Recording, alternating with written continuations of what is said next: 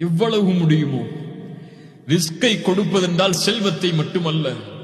உங்களுக்கு அல்லாஹ் அழகிய ஆடையை கொடுத்திருந்தால் அழகிய ஆடை இல்லாதவர்களுக்கு அழகிய ஆடையை கொடுங்கள்.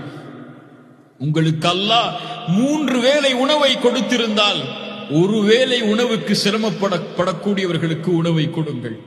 அல்லாஹ் உங்களுக்கு மகிழ்வை கொடுத்திருந்தால், மகிழ்ச்சி என்ற ரிஸ்கை அல்லாஹ் கொடுத்திருந்தால், அந்த மகிழ்ச்சி இல்லாமல் சிரமப்படக்கூடிய மனிதர்களுக்கு சென்று ஆறுதல் சொல்லுங்கள், நல்ல வார்த்தையை கூறுங்கள். கவலைப்படாதே தோழரே, நான் இருக்கிறேன் உன்னோடு என்ற அழகிய வார்த்தைகளை கூறி அவருடைய உள்ளத்தை திடப்படுத்துங்கள்.